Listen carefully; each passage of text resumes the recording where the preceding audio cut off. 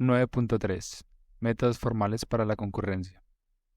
En el área de la programación concurrente, los métodos de verificación y de razonamiento sobre los programas no han alcanzado la misma estabilidad que en el caso de la programación secuencial.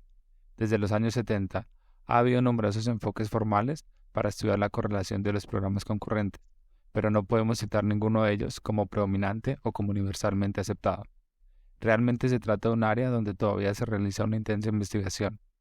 Fieles a nuestro criterio de no relatar la historia de lenguajes o de conceptos que no hayan tenido un notable impacto posterior, preferimos en esta sección hablar de cuáles son los problemas que se pretende resolver y de por qué es tan difícil dar con una solución a los mismos.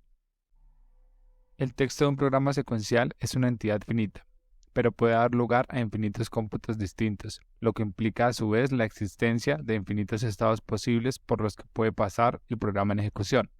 Para razonar sobre dichos estados, en programación secuencial se utiliza predicados lógicos que expresan las propiedades satisfechas por los mismos. Podríamos decir que cada predicado colocado entre dos instrucciones del texto del programa abstrae todos los estados que pueden darse en ejecución entre esas dos instrucciones. Si un programa secuencial consta de n instrucciones, hace falta el orden de n predicados, exactamente n más 1, contando los predicados precondición y poscondición, para razonar sobre su corrección. La situación es muy diferente en un programa concurrente. Si el programa consta de m procesos y cada uno de ellos es un programa secuencial con n instrucciones, el número de instrucciones de las que consta el texto es a lo sumo m por n. En realidad, suelen ser muchos menos porque un texto puede dar lugar a muchos procesos idénticos. En cambio, el número de predicados que harían falta para razonar sobre el sistema concurrente en ejecución es del orden de n a la m. En números concretos, si m es igual a n, es decir, 10 procesos con 10 instrucciones cada uno, para un texto de 100 instrucciones serían necesarios 10.000 millones de predicados.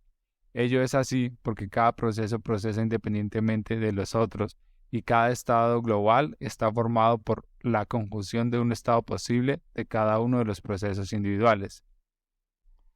Afortunadamente, no todas las combinaciones son factibles, o si lo son, no todas exigen predicados distintos, si se usan los mecanismos de sincronización adecuados.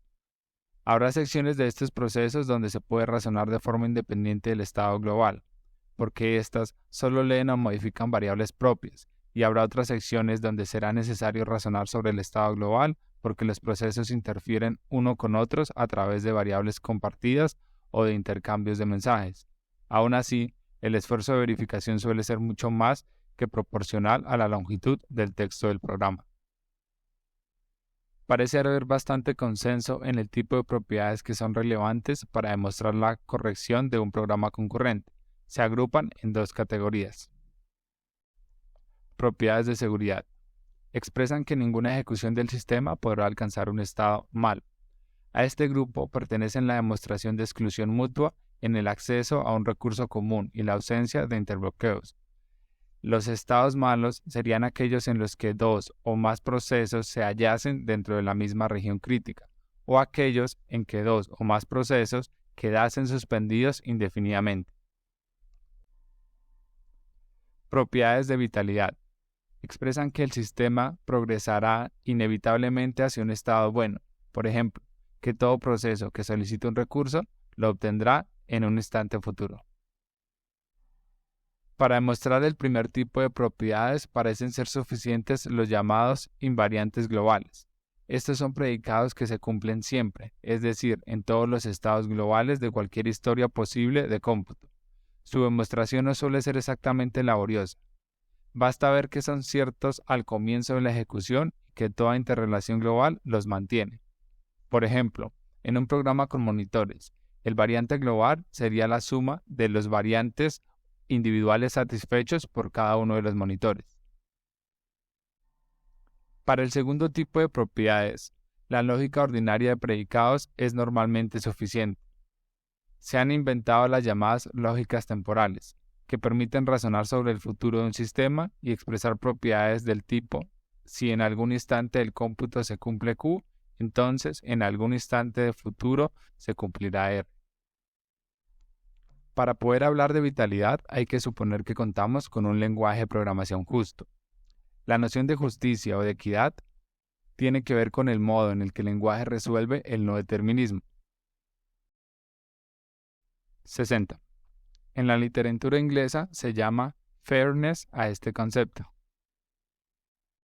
Por ejemplo, en un lenguaje tipo CSP hemos hablado de citas no deterministas.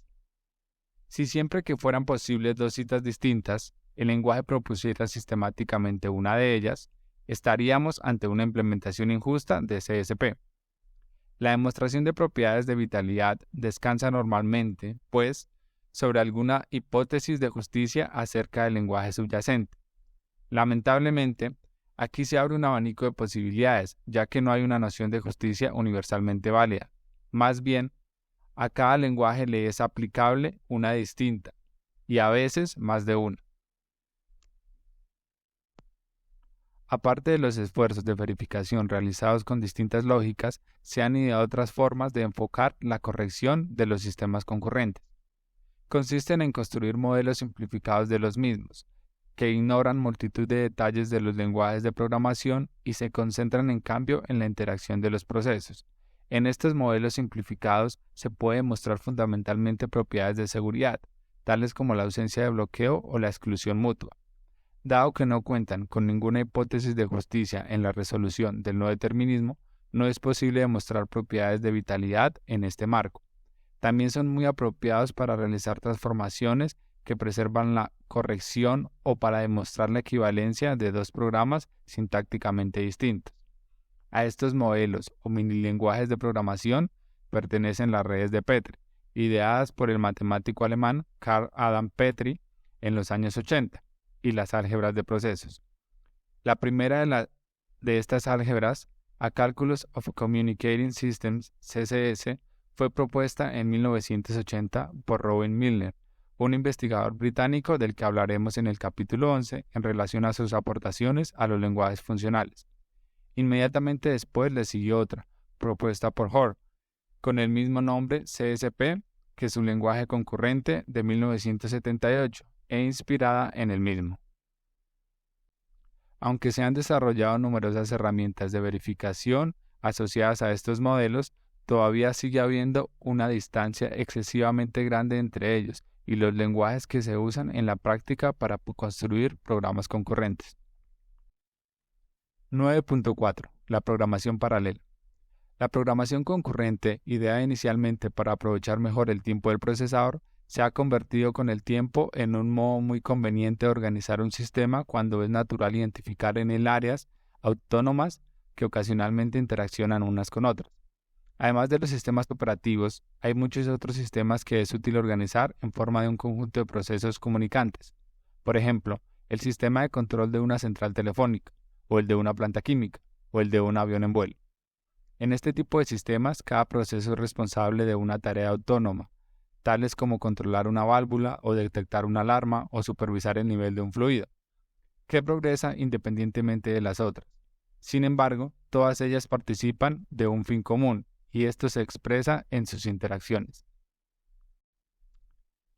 El que estos sistemas consten en muchos casos de varios procesadores obedece a razones de fiabilidad y de conseguir tiempos de respuesta pequeños, pero no se pretende normalmente que todos sus procesadores estén ocupados al 100% de su capacidad de proceso. El objetivo declarado de la programación paralela es, en contraste, la aceleración de los algoritmos, utilizando para ello varios procesadores. Aquí los procesadores se usan como fuerza bruta de trabajo y se pretenden tenerlos lo más cargados que sea posible. La concurrencia y la comunicación son un mal necesario, pues los distintos procesos han de distribuirse entre ellos los datos del problema y han de poner en común sus resultados parciales. Pero el énfasis se desplaza de los aspectos concurrentes a los aspectos no contemplados hasta ahora, como son las estrategias de distribución de los datos y el reparto de la carga entre los procesadores. El fin de todo ello es dividir el tiempo de ejecución de un algoritmo secuencial por un factor lo más grande posible. La programación paralela es útil para acelerar algoritmos secuenciales que consumen muchas horas de proceso. Un ejemplo clásico son los programas de predicción meteorológica. que han de resolver ecuaciones diferenciales complejas sobre enormes volúmenes de datos. Otro ejemplo es el cálculo de números primos de cientos de cifras. Idealmente, si tenemos una máquina con P procesadores, el tiempo de ejecución secuencial se dividiría por P. Dado que son posibles máquinas con cientos o miles de procesadores, la programación paralela representa una esperanza para poder distribuir el tiempo de los algoritmos intensivos en cálculo. El día que se alcancen los límites físicos de la velocidad de los computadores. 61. Ello no haría, sin embargo, que los algoritmos de coste exponencial pasasen a tenerlo polinomial, a no ser que dispusiéramos de un número exponencial de procesadores. En ese caso, solo conseguiríamos sustituir el consumo exponencial de un recurso, tiempo, por el de otro, procesadores. La cuestión P igual a NP no queda eliminada, pues, por el hecho de tener paralelismo. Así como tiene sentido hablar de concurrencia de un solo procesador, no lo tendría, según queda reflejado en esta introducción, hablar de programación paralela en un solo procesador. Igual que la programación concurrente se inicia con la invención de la interrupción, la programación paralela se inicia en el momento en que dos o más procesadores pudieron compartir datos o enviarse mensajes. Esto sucedió a comienzos de los años 70, años en los que se construyeron los primeros multiprocesadores experimentales. Uno de los más famosos fue el ELIAC 4, desarrollado por Burgos Corporation. Otros bien documentados son los C.MMP y CM, desarrollados ambos por la Universidad Carnegie Mellon. A partir de la aparición del microprocesador en 1975, muy pronto se construyeron multicomputadores basados en ellos e intercomunicados mediante mensajes. El primero de ellos, llamado Cosmic Cube, fue desarrollado en el Instituto Tecnológico de California a comienzos de los 80. Al mismo tiempo, comenzaron a desarrollarse las redes de computadores, lo que aumentó las posibilidades tanto de la programación concurrente como de la paralela. Los primeros computadores paralelos comerciales aparecieron a mediados de la década de los 80. Al tiempo que se miniaturizó el transistor y las celdas de memoria, permitiendo una creciente densidad de circuitos en un chip, se incrementó el número de procesadores paralelos de los multicomputadores comerciales.